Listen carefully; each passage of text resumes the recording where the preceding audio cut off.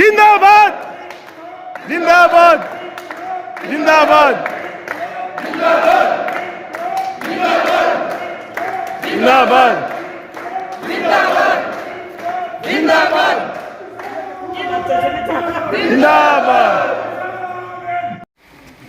आप भी जुड़ चुके हैं हिंद केसरी न्यूज़ चैनल से और आज ये जो लड़ाका किसान नेताओं का बेड़ा देख रहे हैं ये डायल 112 की तरह काम कर रहा है। जिस एसटी लाइन पे 5 राज्य अफेक्टेड हैं, आज के घटनाक्रम में नाहरा में दहिया चौबीसी की पंचायत होती है और डीसी पता नहीं किस दबाव में, किस लालच में, किस प्रभाव में किसान वार्ता में ये फैसला ले लेता है कि जब तक मैं अपील नहीं सुनूंगा जब तक काम बंद रहेगा। लेकिन आज वहाँ पुलिस भेजी, लेकिन जिस सूझबूझ से दहिया चौबीसी के प्रधान ने वहाँ पे किसान पंचायत बुलाई और रवि आज़ाद ने वहाँ पहुँचे, राकेश आर्य जी पहुँचे, भाई अभिमन्यु कुहाड़ पहुँचे और इन्होंने वो बुलडोजर का काम कर दिया, समतल कर दिया।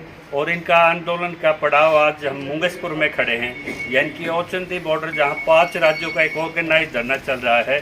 तो हाँ जी जी, जहाँ जहाँ पड़े पूछ के वहाँ आपने देख लिया होगा, जहाँ जहाँ कॉरपोरेट के ये पैर पड़ रहे हैं वहीं किसान को रातों को भी मूवमेंट करने पड़ रहे हैं। तो आज ये आपका आंदोलन, आज आप दिल्ली में खड़े हैं तो मतलब दिल्ली में भी हुंकार रहेगी?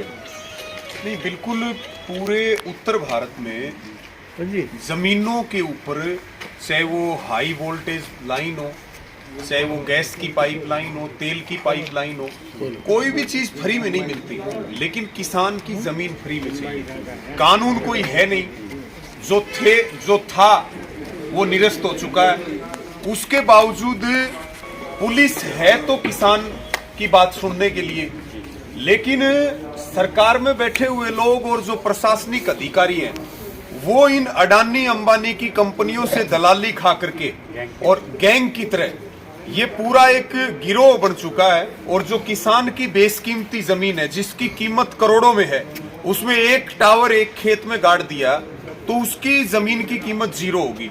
आज हरियाणा में करीब 20 जगह पे काम बंद है, 20 जगह पे धरने चल रहे हैं। और यहाँ औचंदी बॉर्डर पे लंबे समय से यहाँ के किसान मजबूती से अपनी आवाज हाई वोल्टेज लाइन के खिलाफ मार्केट रेट के हिसाब से मुआवजे की मांग को लेकर के आंदोलन चला रहे हैं। और राजधानी में आंदोलन चलाना बड़ा मुश्किल है। मैं तो यहाँ जो औचंदी के और जो दिल्ली के किसान हैं उनको भी इस बात के लिए सैल्यूट करूंगा।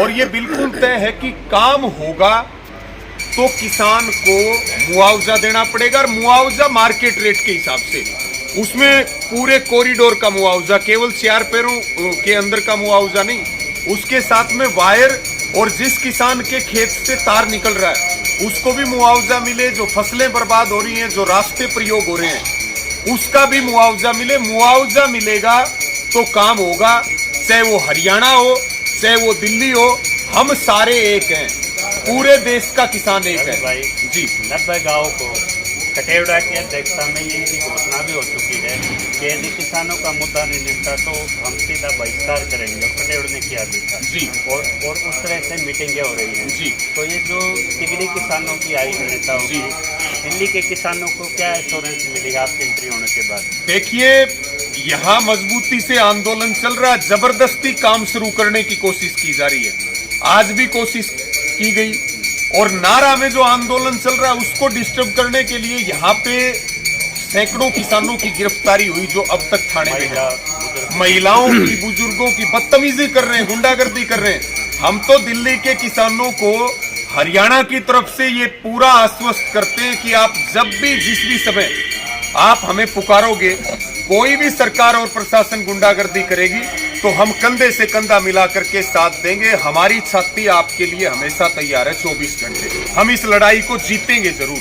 कल 2 बजे यहाँ औचंदी बॉर्डर पर किसान पंचायत बुलाई गई है जिसमें आपके खटखड़, करनाल, भिवानी के किसान पहुँच रहे हैं, तो क्या आप दिल्ली के ट्रैक्टर भी तैयार रहेंगे? नहीं, बिल्कुल तैयार रहना पड़ेगा। दिल्ली तो है ही किसानों की। ये तो जो पूंजीवाद का हमला है, अब इनकी नजर दिल्ली में जो थोड़ी बहुत जमीन किसानों ने बचा रखी है उस जमीन के ऊपर हमला है, उस जमीन को छीनना चाहते हैं। और जमीन हमारी माँ है, हम जान तो दे सकते हैं लेकिन जमीन नहीं देंगे, और हम साथ हैं दिल्ली के जान दे देंगे लेकिन बहुत और भाई अभिमन्यु कुहाड़ हैं जो पंजाब के और वेस्ट कार्यक्रम में जो एमएसपी को लेके बता दूं पूरे देश में आंदोलन चल रहा है, वहाँ पंजाब से ट्रैक्टर गियरों में डल चुके हैं, हिसार में वहाँ ड्यूटीज लग रही हैं। तो ये बड़ी राष्ट्रीय स्तर की ये अपनी ड्यूटी निभा रहे हैं, लेकिन गृह क्षेत्र होने के बावजूद एक पीड़ा थी जो रात को भी खींच लाई। आज अभिमन्यु भाई जिस तरह आज गिरफ्तार बैठे हैं दिल्ली के किसान, पहले बैरिकेटर लगा देते थे, इधर का किसान सोया रहता था, और 90 गाँव के किसान की वो हाल है, ना तो हिंदू और ना ये संघी ना ये जाट और जमींदार रहे। तो ये पहली बार कंजावला आंदोलन के बाद एक बड़े ऑर्गेनाइज मूवमेंट में दिल्ली का किसान है।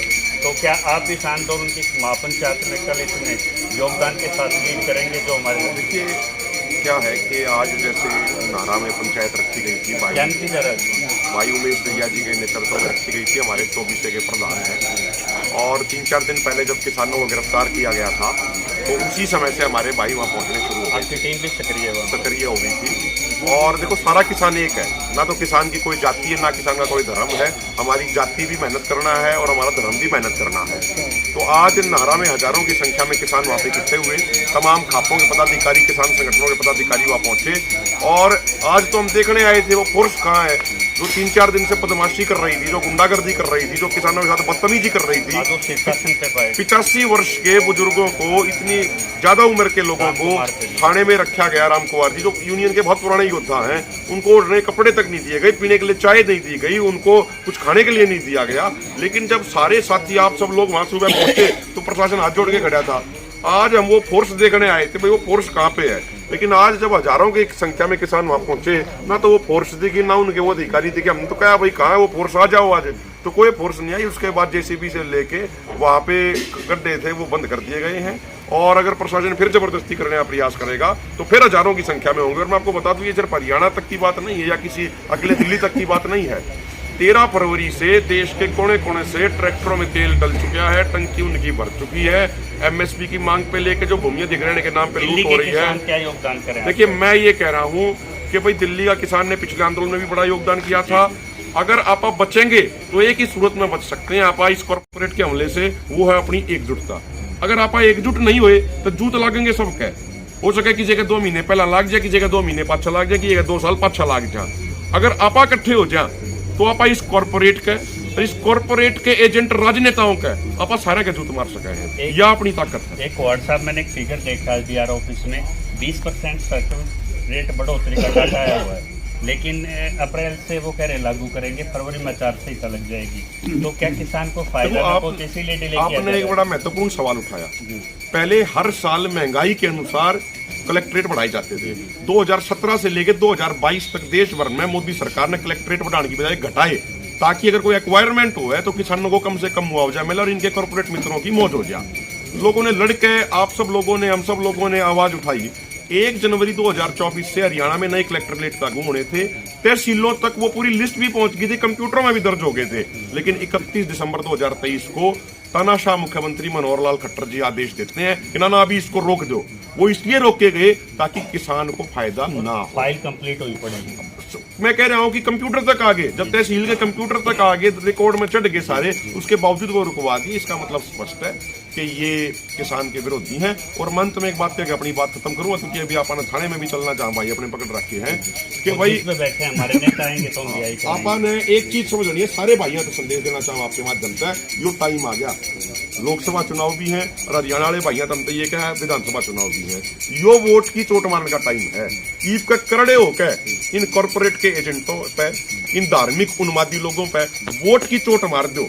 अगर आप ईव करड़े होगा, वोट की चोट मार दी, इनका इलाज हो जाएगा ना, तो फिर ये अपना निवे बिरनमाटी कर यानी कि वोट के चोट के लिए बॉर्डरों के, सरकारों के, राज्य के डिवीजन बॉर्डर हो सकते हैं, लेकिन किसान के लिए कोई बॉर्डर नहीं है। इसकी जमात एक है। हाँ जी, आपका तो सर्कुलेटर है, तो 5 करोड़ का सर्कुलेटर है, दिल्ली में कोई पॉलिसी, तो आप बताएंगे भिवानी जाके यहाँ सर्कुलेट यहाँ भी नहीं मिल रहा है। हाँ बिल्कुल, तो छोटो यहाँ का सर्कुलेट ही नहीं कर रहे 5 करोड़। हाँ ये तो बिल्कुल है, हम आगे बताएंगे। और जो समस्या है हमारी और आपकी, एक समस्या है दिल्ली के किसानों की और भिवानी जिले के किसानों की हो या हरियाणा के किसानों की। तो मैं भाइयों को एक ही बात मेरी तरफ से कहना चाहूँगा, दिल्ली के किसान भाइयों आपको घबराना नहीं है। जिस मुस्तैदी के साथ आप मोर्चा लगाए डटे हो, आप डटे रहो। आपके लिए पूरा हरियाणा ही नहीं, पूरे उत्तरी भारत के जो किसान हैं वो आपके साथ कंधे से कंधा मिलाकर खड़े होंगे। और जहाँ आपको जरूरत होगी एक काल पर 2 से 3 घंटे में आपके पास पहुँच जाएंगे। और हम शीघ्र ही निमड़ीवाड़ी गांव में जो जिला भिवानी में पड़ता है वहाँ पे एक उत्तरी भारत की सबसे बड़ी किसान महापंचायत एसटी लाइनों को लेकर हम बुला रहे हैं। और उसमें इस लड़ाई को बिल्कुल मुस्तैदी के साथ लड़ा जाएगा। और जो किसानों की जो ये मांग है, जायज़ मांग है, मार्केट वैल्यू के हिसाब से हमारी जमीन खराब हो रही है, उस जमीन का के अनुसार ही हम मुआवजा देंगे। और दूसरा हमारी दादा जमीन है, इसकी कोई कीमत नहीं है। तो ये सोचता हूँ सरकार हम किसी रेट पे या सरकार रेट पे हम दे दें, भाई हम हमारी जमीन है उसको नहीं बेचना चाहते। और हम इसका यदि टावर लगाने हैं, देश को विकास की ओर ले जाना है, तो इसका हम किराया लेंगे और मुआवजे के साथ साथ किराया भी लेंगे और लट होके लेंगे। भाई किसी को डरने की जरूरत नहीं है, बिल्कुल देंगे। और अभी यही किसानों की जो तिगड़ी है वो बवाना थाने के सामने पहुंचेगी। वहाँ आंदोलनकारी महिला युवा किसान जिद पे बैठे हैं कि हमारे नेता आएंगे, वो रिहाई कराने के लिए भी तैयार नहीं है। तो रात को दिल्ली हरियाणा का किसान जिस तरह से मिलके काम कर रहा है, ये तस्वीर ये उसी राम मंदिर के शंखनाद है जिसपे किसानी का धर्म, किसानी का जज्बा आज इन सरकारों पे भारी पड़ता नजर आ रहा है। इसके अगले अपडेट के साथ आपके साथ हाजिर होंगे। जुड़े रहिए। जय किसान।